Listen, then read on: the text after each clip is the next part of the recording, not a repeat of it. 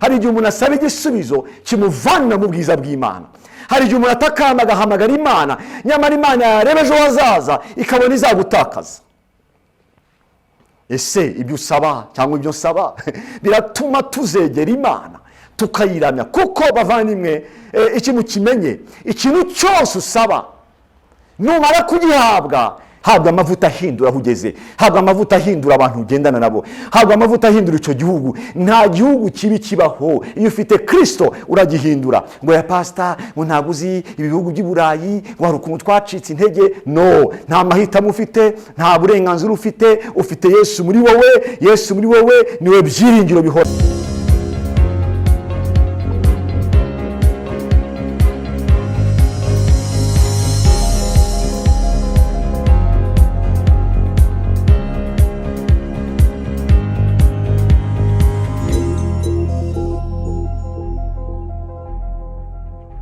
Ndabasuje mu izina rya Yesu Kristo, umwami n'umukiza wacu. Amazina yanjye nitwa Pastor Shema Christian, ntuye mu Rwanda. Ndubatse, mfite umugore n'abana babiri. Ndanezerewe cyane kuba kuri iki kinyamakuru cyangwa se kuri urubuga. Nzi neza ntashidikanya yuko wowe uteze amatwi ndetse utureba ntabwo uza gusubirayo uko waruri. Hari icyo Imana igiye gukora binyuze mu ijambo ry'Imana.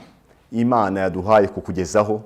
Nyoboye umurimo witwa umucyo w'ukuri cyangwa se True Light.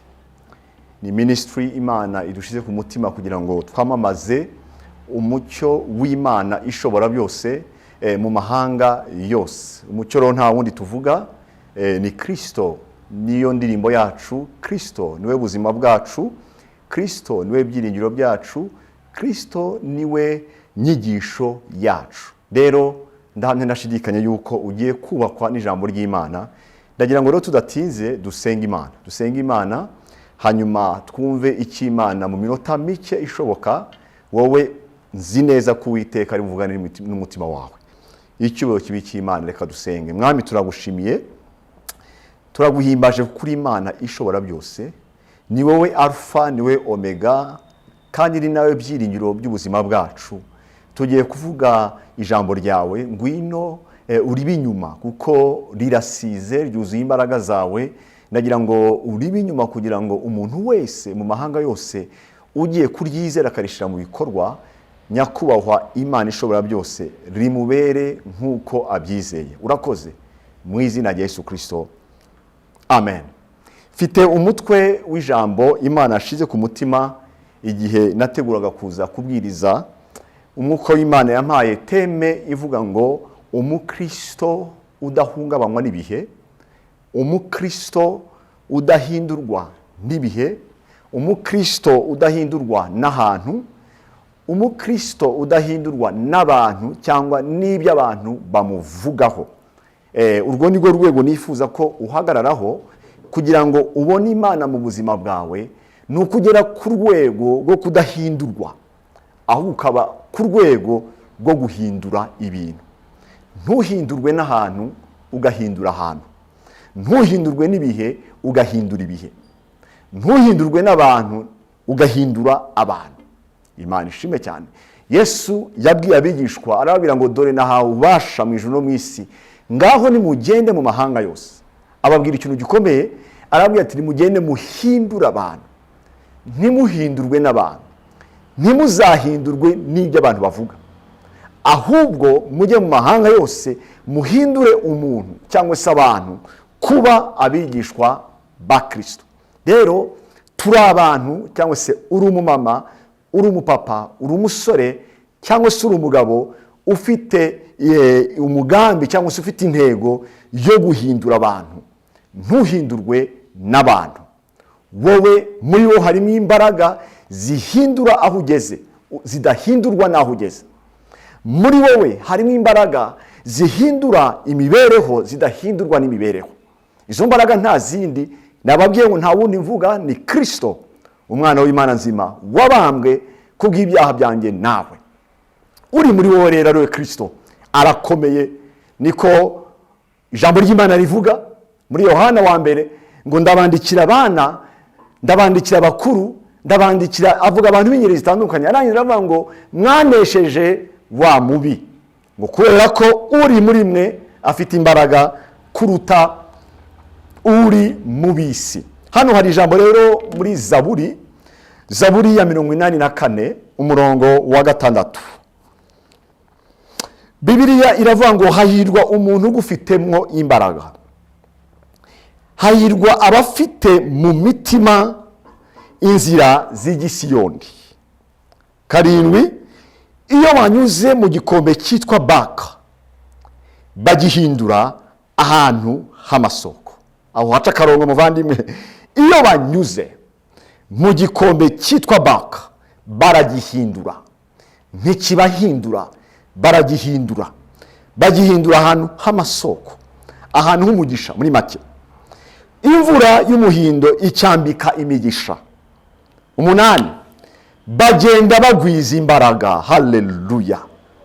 Bagenda bagwiza imbaraga. Babande banyura mu gikombe cyitwa Baka ntabwo bagenda batakaza imbaraga, oya, bagenda bagwiza. Iyo banyuze mu gikombe cyitwa Baka, ikimenyetso kiba kwereka nuko nta kigikombe kibatwara, aho kugira ngo bacike intege nibwo bagira imbaraga, baramotivated, barakomera. Mu gihe abandi bagwishwa n'igikombe cyitwa Baka bagacika intege, bene aba bantu bagenda bagwiza imbaraga. Umuntu wese muri bo aboneka mu maso y'Imana y'Isiyoni. Iri ni ryo jambo tugiye kuvugaho mu minota mike, narangiza nkagusengera muvandimwe, ukakira ubwo butwari, ukakira uko gushira amanga. Mu gihe ugihumeka muri iyi si, Uwiteka gutezeho guhindura ibintu, Uwiteka gutegezeho guhindura ahantu, guhindura abantu, guhindura imibereho yose ugenda unyuramo. Hari ibanga rero rikomeye rituma ibi byose bishoboka kuri wowe. Icambere, Bibiliya iratubwiye umurongo wa 6 ngo hahirwa umuntu ugufite imbaraga. Babandimwe, muri minsi cyangwa se no minsi yahise no mu minsi izaza, uzasanga abantu bafite ibintu bafite imbaraga. Uzasanga abantu bafite ibintu bizereramo bitari Imana. Harabizerera cyangwa se harabafite imbaraga muri bene wabo runaka. Kabuzi ngo afite umuntu tuvindimwe, dufite icyo dupfana mu muryango, arakomeye. Kuva agikomeye nzabaho, azanyitaho. Ugasanga imbaraga zawe zose n'ibyiringiro byawe byose biri muri uwo muntu. Hari abandi bafite imbaraga mu mushahara. Ubwo ndavuga abakozi, ubuzima bwe bwose akumva ko abeshejweho n'icyo bamuhemba ku kwezi cyangwa se ku munsi cyangwa se ku cyumweru, biterwa n'ukuntu umuntu ahembwa. Ugasanga ibyiringiro byawe byose biri kuri ayo mafaranga cyangwa se biri kuri uwo mushahara. Ukumva ko mu gihe udashobora kuba wakora cyangwa se watakaza akazi, ukumva utabaho. Ubwo rero uzamenye ko imbaraga zawe n'ibyiringiro byawe bitari mu Mana, biri muri uwo mushahara.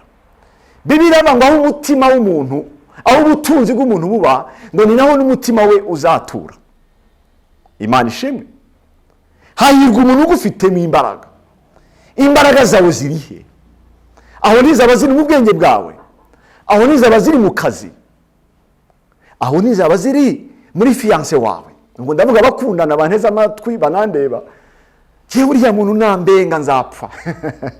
Jewe uriya muntu nabihagarika sinzi ko nzabaho, kandi koko akabikora byapfa ukabona ari yahuye. Kubera ko ntabwo ashoboye kujera deception cyangwa se guhemukirwa k'umuntu runaka, kubera ko niho yashize imbaraga ze zose.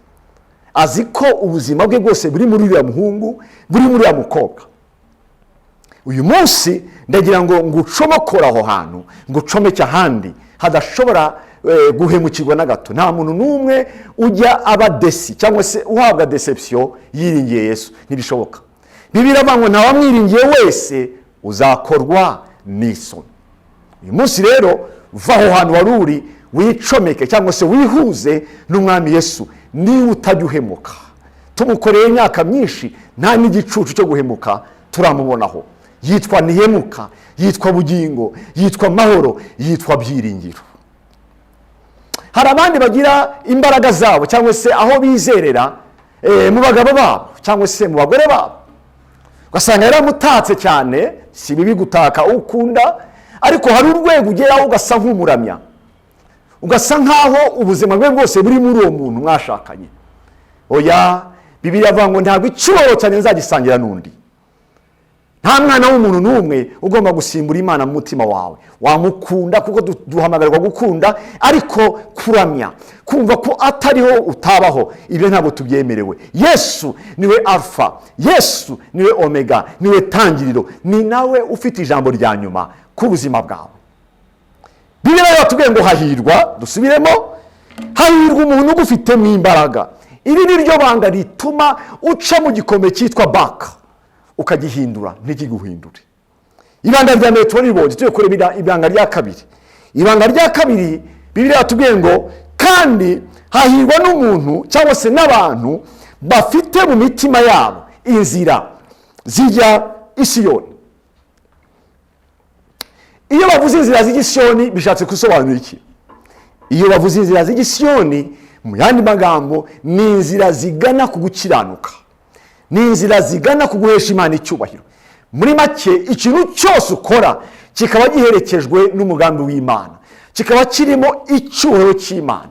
Haba icyo ukora kiba gihesha Imana icyubahiro, haba ibyo usaba wowe uri mu masengesho, Mana mpa, Mana mpa. Ese icyo ngicyo urimo gusaba Imana, iyo urebye ejo hazaza urabona Imana izahabwa icyubahiro. Ese nukibona icyo kintu Imana ikakiguha, kizatuma Imana ikuzwa? Ese nukigeraho kizatuma uhora ushima Imana? Icyubahiro cy'Imana kirimo muri ibyo wifuza. Hahirwa rero abantu bameze batyo, ngo bafite mu mitima yabo inzira. Inzira zawe ziraganisha he? Akazi ushaka nako gukoresha iki? Abantu ushaka nabo guhesha Imana icyubahiro? Imyambaro wifuza, buri cyifuzo cyose, imigambi yawe, intego yawe, ubereyeho iki? Ese mu mutima wawe harimo inzira zijya i Siyoni? Ibyemezo ufata ahatagaragara birimo inzira zigana i Siyoni. Urahirwa rero niba uri muri aba bantu bafite mu mitima yabo inzira zigana i Siyoni. I Siyoni ni mu bushake bw'Imana, i Siyoni ni mu bwiza bw'Imana, i Siyoni ni ku musozi w'Imana. Imana ihabwa icyubahiro. I Siyoni ni ahantu Imana itura. Ese ibyo ukora byose biraganisha kwegera Imana? Hari igihe umuntu asaba igisubizo kimuvana mu bwiza bw'Imana. Hari igihe umuntu atakamba agahamagara Imana, nyamara Imana yareba ejo hazaza ikabona izagutakaza. Ese ibyo usaba cyangwa ibyo nsaba biratuma tuzegera Imana tukayiramya? Kuko bavandimwe, ikintu kimenye, ikintu cyose usaba numara kugihabwa kigomba kuba gifite ibintu bibiri. Wowe ugomba gutwara amashimwe, wowe ugomba gutwara ubuhamya bushya, ariko n'Imana hari inyungu igomba kujyanamo, mugomba kugabana. Imana yo igomba gusigarana icyubahiro cyayo. Reba rero mu byo usaba, umuntu niwe uzahimbazwa cyangwa ni wowe uzahimbazwa? Imana niyo izahimbazwa cyangwa se wowe niwe uzahimbazwa? Reba niba mu mutima wawe, mu ntego yawe, muri iyi minsi itoroheye benshi, ufite inzira zijya i Siyoni. Abo mugendana baragufasha kugera i Siyoni, abo muganira baragufasha kugera i Siyoni. Yesu ahabwa icyubahiro. Rero niba ari uko bimeze urahirwa, niba atari uko umeze garuka ngwino mu murongo, kubera ko hano hari igikombe buri muntu wese arimo kunyuramo cyangwa se azanyuramo. Iyo bavuze igikombe cyitwa baka, birasobanura ahantu h'imibabaro, ahantu h'ibigeragezo, ahantu hari ubuzima utishimiye. Hari ahantu Imana itunyuza kugira ngo tugeze ku ntego nziza yayo. Hari ahantu Imana yemera ko tunyura, twaba dusenga, twaba tudasenga. Hari ahantu Imana yifuza ko umwana wayo wayizeye anyura. Hagati y'igisubizo cyawe hari ahantu hitwa baka. Imana ishimwe cyane. Ushobora kuba undeba urimo kuhanyura, uri muri baka y'ubukene, uri muri baka y'amadeni, uri muri baka yo gutukwa, ukaba undeba ariko famiye ubamo igufata nabi. Icyo ukoze cyose ntabwo bakibonamo icyiza, ahubwo bakibonamo ikibi. uri muri baka yawe, uri muri baka y'ubushomeri. Yesu ashimwe cyane. Uri muri baka y'abantu batubaha Imana, uri wanyura ahantu hatari abantu bahesha Imana icyubahiro. Ariko wibuke yuko abafite mu mitima yabo inzira z'igishiyoni, ndetse n'abafite Imana yabo nk'ubutabazi, ari imbaraga zabo ziri mu Mana, bene abo harimo diferanse, harimo itandukaniro.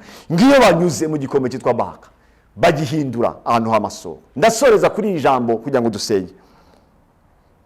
Aho ntabwo wowe urimo unyura mu bukene, ariko ubukene bukaba bwaraguhinduye. Warabaye umwesikoro kandi utari ufite ubwesikoro muri wowe. Hari igihe abantu baba bazima ariko banyura mu gikombe cy'ubukene bakiga ingeso. Ukaba hari ingeso utari ufite, ariko baka y'ubukene yagutoje kubeshya kandi utarabeshyaga. Baka y'ubukene yagutoje kwesikoroka kandi utaresikorokaga. Imana ihabwa icyubahiro. Haleluya. Kuko tandukanya aho unyura n'uri we. Ushobora kunyura mu bukene ariko ntabwo witwa bukene. Oya, wowe uri umwana w'Imana. Iga gutandukanya ibyo unyuramo n'uri we.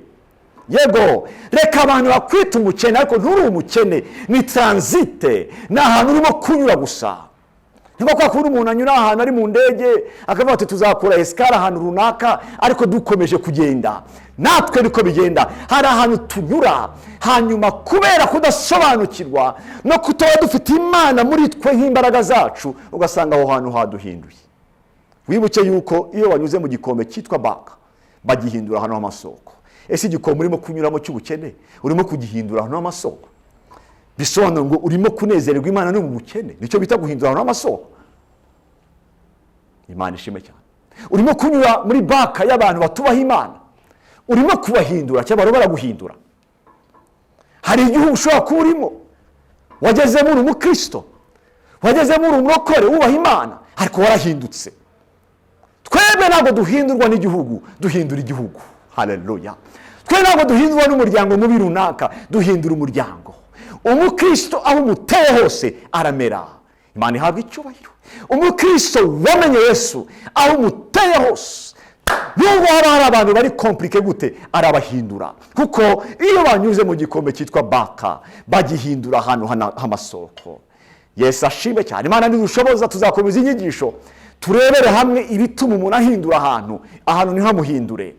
Yesu ahabwa icyubahiro. Ndagusabira muvandimwe mu izina rya Yesu Kristo, wowe undeba uri muri icyo gihugu, wowe undeba uri kumwe n'abo bantu bameze batyo, wowe undeba uri muri iyo famille imeze ityo, wowe undeba uri mu bitaro, ushobora kuba uri muri baka y'uburwayi. Ntigukureho ibyiringiro, ntigukureho kwizera Imana, witangira gutonganya Imana, witangira kuyituka. Oya, iyo ni baka, irababaje, irababaza koko. Umubiri urakurya, umubiri urakubabaza, ibisebe biriho. Ariko ndakwibutsa umugabo witwa Yobu, yaciye muri baka ikomeye.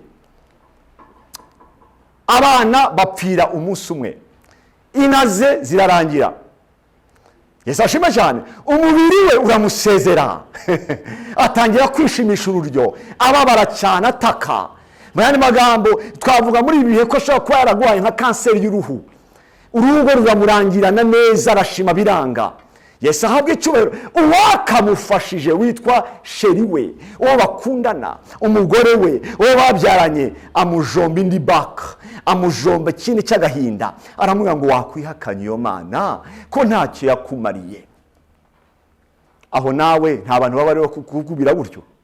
Se kusenga maze noneho iyirindwi ufashe 40, wa muntu wayiretse ko we yaguciyeho akarongo yisubiriza bariya. Na Yobu barayimubwiye inshuti, wiyihakana. Nkunda Yobu ukuntu yasubije, yaramubwiye ngo nguvuze nk'umwe mu bagore b'abapfapfa, ngo ntabwo twakunda ibyiza bipfa ku Mana, noneho ngo nibibi nibiza ngo tuyange. Oya, ngo kugeza aho nzapfira sinzikuraho kubinyangamugayo. Uwo ni Yobu, yaciye muri baka ibibazo bitandukanye. Ese koko waba waraciye muri baka ndi ya Yobu? Ariko ntigeze yihakana Imana. yari yarasomye cyane kuvuga ngo iyo banyuze mu gikombe cyitwa Baka ntabwo kibahindura, baragihindura. Habwa amavuta ahindura aho ugeze, habwa amavuta ahindura abantu ugendana nabo, habwa amavuta ahindura icyo gihugu. Nta gihugu kibi kibaho, iyo ufite Kristo uragihindura. Ngo ya pastor ngo ntabwo uzi ibihugu by'i Burayi, ngo hari ukuntu twacitse intege. No, nta mahitamo ufite, nta burenganzira ufite. Ufite Yesu muri wowe. Yesu muri wowe niwe byiringiro bihoraho, niwe byiringiro bizima. Garagaza Yesu aho uri. Niyo mpamvu bamwe byabananiye wowe bikagukundira ukajya muri icyo gihugu. Bamwe babishatse nkuko nawe wabishatse ariko ntibyakunda. Impamvu byakunze ni iyihe? Ntabwo ari uko usenga cyane, nuko Imana yakohereje nk'umumisiyoneri. Imana yakohereje muri icyo gihugu nk'umumisiyoneri. Ntabwo wagiye nk'umujura ngugende wibe, oya, wagiye nk'umukristo. Ntabwo wagiye nk'indaya ngugende usambane, oya, wagiye nk'umukristo. Ntabwo wagiye nk'umwescro, wagiye nk'umukristo. Ntabwo wagiye guteranya aba bana, wagiye nk'umukristo. Hindura Baka yawe ugihindure ahantu h'amasoko. Tugiye gusenga. Si ubwa mbere nje kuri iki kiganiro, si ubwa mbere nje kuri iki kinyamakuru, si ubwa mbere nje kuri iyi groupe. Nejo bundi tuzagaruka. Ndagira ngo dusoreze hano ngusengere kugira ngo izo mbaraga zawe z'Imana ziri muri wowe zituma uhindura, ntihongere guhindurwa n'ibirimo kukubaho ngo bagenda bagwiza imbaraga. Ese koko wowe uragenda ugwiza imbaraga cyangwa uragenda uyonga nka buji? Bura buji uko yaka niko ugenda iyonga. Ntabwo uri isabune, ntabwo uri buji, uri umwana w'Imana. Aho ugeze hose uramera, aho ugeze hose ugomba guhindura abantu bakagana umucyo ukuriho. Nababwiye ngo afite ministry yitwa True Light Ministry. Umuntu ufite uwo mucyo w'Imana muri we agenda agwiza imbaraga, agenda ahindura abantu. Turi abambasada, turi intumwa mu cyimbo cya Kristo. Haguruka nanjye mpaguruke, turwanye, dusenye ubwami bw'umwijima, ducane, twamamaze ubwami bw'Imana. Reka dusenge. Mana, ndagushimiye kuri Imana nziza. Sengeye buri wese wifuza kukwakira nk'umwami n'umukiza, umusange mu cyumba cye, umusange muri icyo gihugu, umusange muri iyo nzu, umusange muri iyo office. Uhindura umutima we. Mwuka wera shinja, mwuka wera hindura, mwuka wera emeza. Ni wowe ukora ibyo byose, ntabwo ari imbaraga zanjye zahindura umuntu. Ndasenze mu izina rya Yesu, umugendere ahari, umutima utsindwe, maze nyakubahwa winjiye muri we, umwijima uhunge, umucyo ugaragare. Nsengeye abarwayi kugira ngo wohereze ijambo ryawe ribakize aka kanya indwara z'uburyo bwose, buri zina ryose iyo ndwara yawe yitwa, ndayitangariza ko hari izina ry'umwami Yesu, Jehova Rafa, Imana ikiza, Imana ibohora ubuzima bwawe. Iyo ndwara isohoke mu buzima bwawe, isohoke mu mubiri wawe, isohoke ku mubiri wawe, isohoke ahantu hose yafashe, wakire gukira mu izina rya Yesu Kristo.